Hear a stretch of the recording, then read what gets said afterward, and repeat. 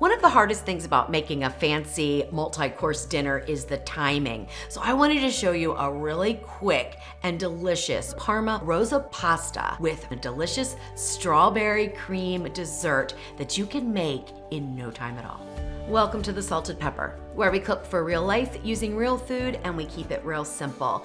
And today's recipe is actually a full dinner, but it is so easy to make, and there's steps that you can do ahead of time to make your meal so relaxing and easy. So let me show you exactly how I do it. This is a Parma Rosa pasta with shrimp and some spinach thrown in, or you could use a side salad if you prefer.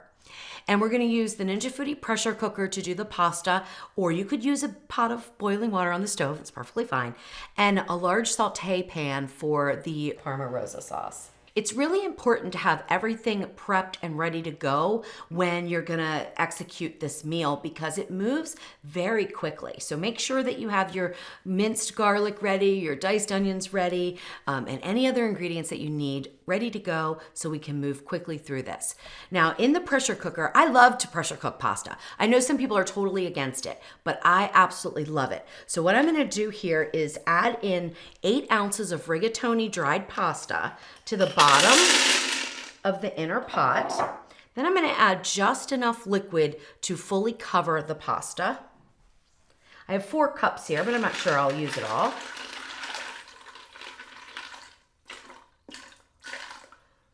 I used all but a 1/4 cup, so 3 3/4 cup, and that's all we need to do. Make sure all the pasta is submerged under the water. Now, you know that you cook pasta on the stove in salted water. Now, we are gonna absorb most of the water in this pot, so you don't want to do a couple tablespoons of salted water, but I do add a little bit, 1/2 to 1 full teaspoon of salt. Just sprinkle that over. That's gonna season your pasta and it just helps everything stay very flavorful. Close your pressure lid, make sure the valve is to the seal position, and set up your pressure cooker for pressure cooking. On this model, I move the slider all the way to the left, turn the Ninja Foodi on. High pressure is what we want. I'm gonna take the time down to 2 minutes and hit start. Now, usually it's gonna take rigatoni about 3 to 4 minutes to cook, but because we're gonna add it into our sauce to finish cooking, I like to undercook it in the pressure cooker. So we're gonna let this heat up and cook our pasta while we move over to the stove and get our sauce started.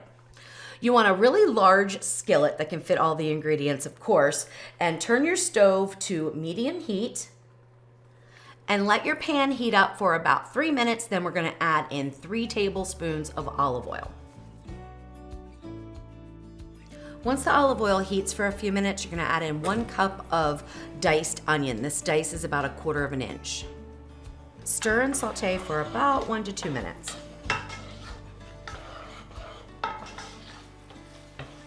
Once the onion is cooked for about 1 to 2 minutes, you're gonna add in 1 tablespoon of freshly minced garlic.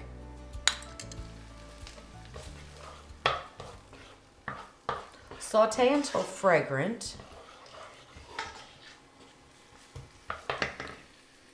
Next, we're gonna add in 1 small jar of tomato paste, which is about 6 ounces. Now, the reason I add this in and I don't use canned tomatoes is because I like to toast the tomato paste and then I add some beef broth to it. You can absolutely use a canned tomato puree if you prefer. And let it saute for just about 2 to 3 minutes. Next, we're gonna add in our seasoning mix.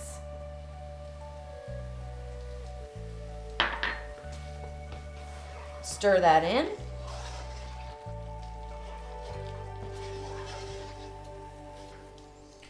Add in a can of fire roasted tomatoes with the juice.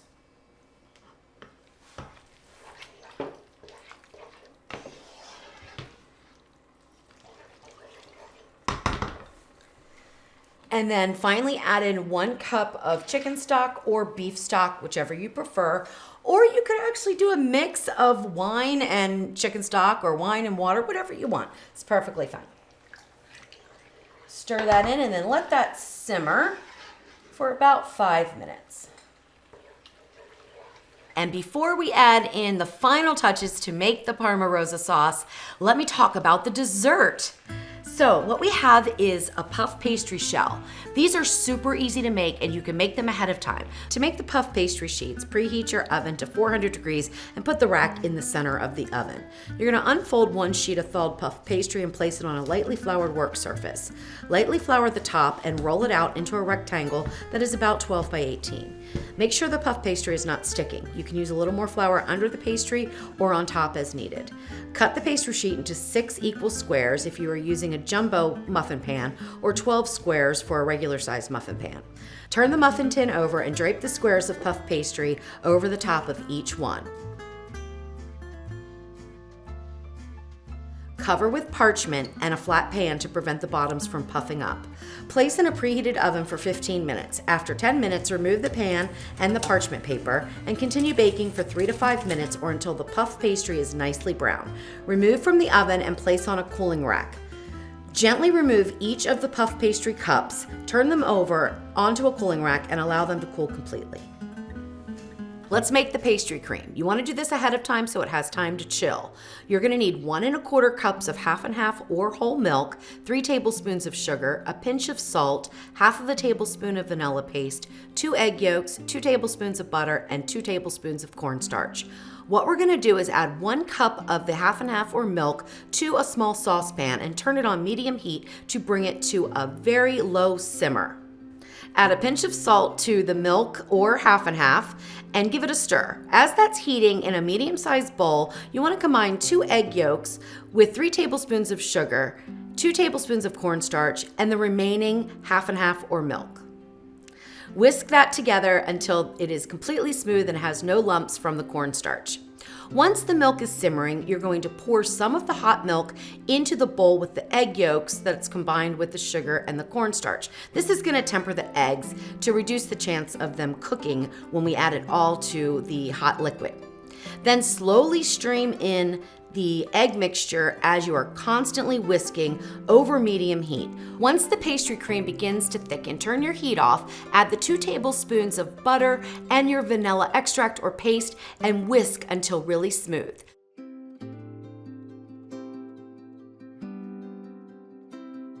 You're going to transfer this into a shallow container to refrigerate. If you're concerned that there's lumps in your pastry cream, you can run it through a fine sieve strainer.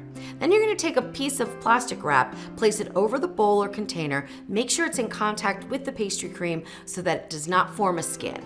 Refrigerate for at least 4 hours or until use.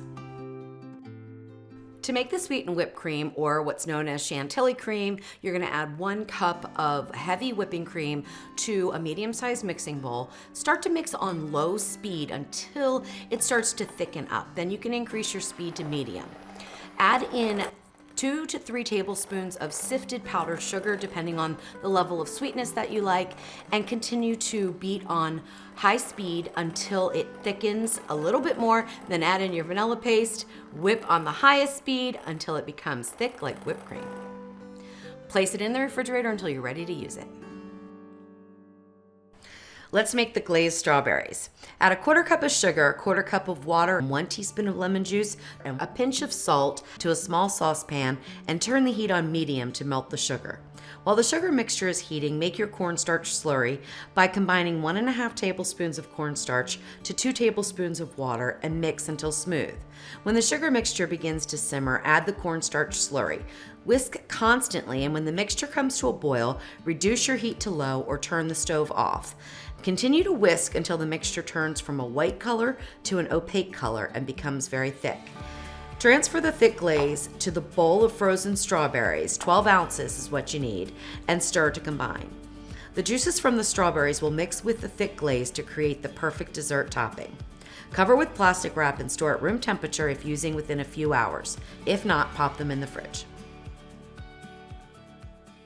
Once your pastry cream is completely chilled, then you can put it into your pastry bag, or you can leave it in the container and just scoop it out into your dessert shells. But what I like to do is add a little bit of the sweetened whipped cream, about a 1/2 cup to a cup, to lighten up the custard. I just prefer the flavor and the texture, but this is totally optional.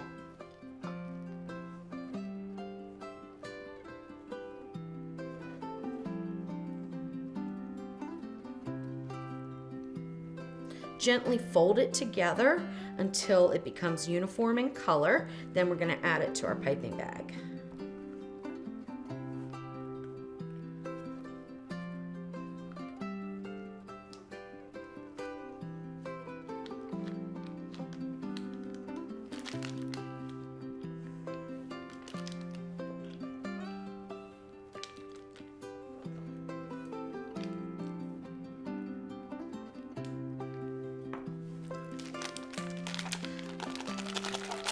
I'm using a disposable tipped pastry bag, so I actually have not cut the tip off. I will do that right before I pipe it out.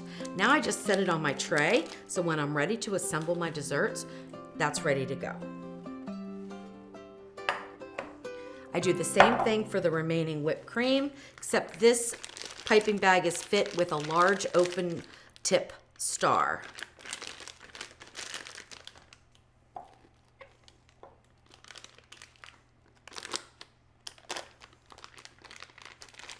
Then just squeeze to get the air out, place on your tray, put them in the refrigerator until you're ready to assemble your dessert. After your sauce is simmered for about 5 minutes or so, you're gonna turn your heat down to medium-low. When your pressure cooking time is up for the pasta, do an immediate release.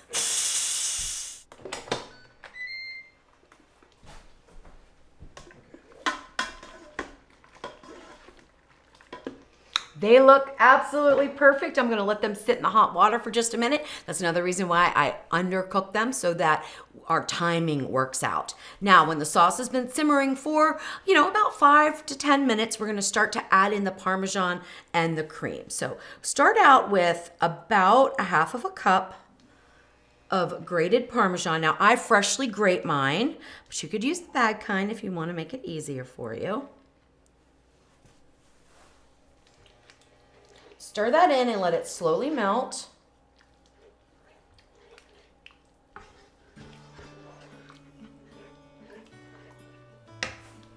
Now you're gonna add in between 1/2 and 3/4 of a cup of cream. That is totally up to you. You can use more or less depending on how pink you want your Parma Rosa sauce. Now it's important to taste for seasoning. Make sure you have your salt and all your other seasonings balanced. Perfect. Add in your shrimp.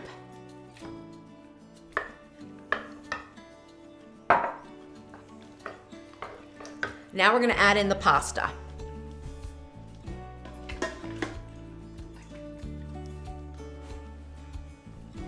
And stir it all together.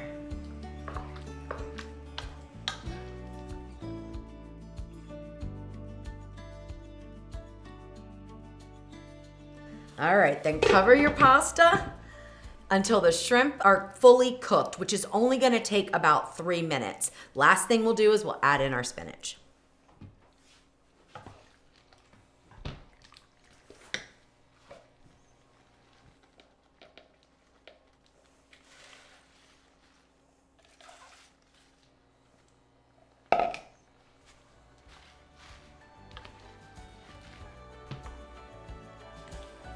Okay, so once the spinach is added, turn your heat off, give it a nice stir.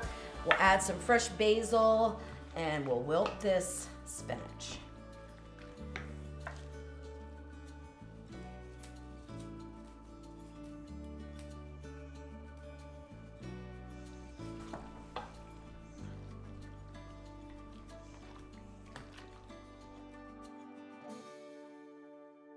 All right, we are ready to plate up. So what I have here is actually a large bowl that I like to use for pasta dishes like this, but any kind of plate or serving bowl will work perfectly fine. And you can plate it up. Just grab a big scoop. Put that in your bowl. Make sure to get some of those delicious shrimp in there. And then add in a few little basil leaves. And some freshly grated parm, just like that. Simple, fancy, and absolutely delicious. Then of course you're gonna serve it up with some nice crusty bread. All right, so once you've finished your dinner, you're gonna wanna know how to assemble these delicious little dessert cups. So I'm gonna set this over to the side. I will taste it in just a minute, but let me show you how to get this all set up so that after dinner, you can prepare your desserts and serve them within 5 minutes. All right, the first thing you wanna do to assemble your desserts is to cut the tip off of the custard if you put it into a pastry bag. Now you can certainly just spoon it in as well. And then just put some of this delicious custard down at the base here of each of your pastry shells. Then take some of your strawberries, put those on top. Oh my gosh. And then of course, you have to put the whipped cream on top. And there you go. Literally, that took me 2 minutes. This looks so amazing. And look, you don't need any cooking skills to do this, okay? So anybody can make it. So when you want to show your loved one, your family, that you can present them a delicious, fancy dinner with such little effort, you're gonna make this. All right, let's dig in. First, pasta, very important. Is it cooked correctly? Let's see.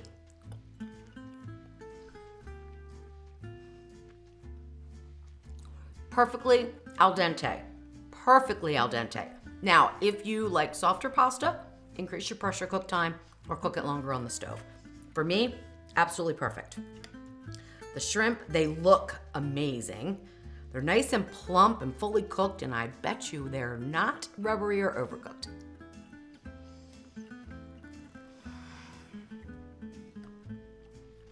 Oh my goodness. Now the spinach is totally optional. It actually looks beautiful with just some fresh basil, but I figured why not get our vegetable in at the same time we get the rest of our dinner in. This is so amazing. It is fancy comfort food that is super easy to make.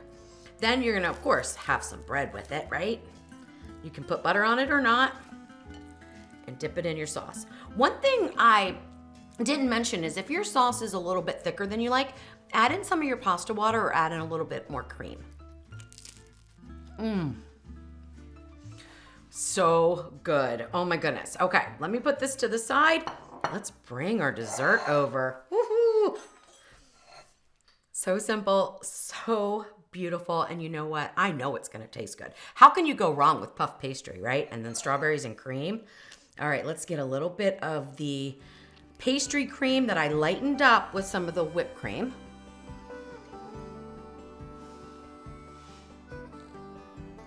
That tastes like strawberry shortcake to me. Oh my goodness. And then the ultimate bite. Dig into that puff pastry that is perfectly cooked. Get some of the strawberries, a little bit of the cream. Oh, that's gonna be a big bite. Can I do that? Oh, my puff pastry is so well cooked, it's just flaking apart. Oh my gosh.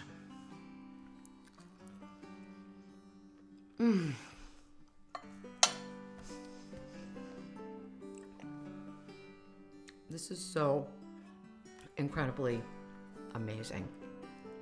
Next time you want to make a fancy dinner, make it easy on yourself. Make it this way.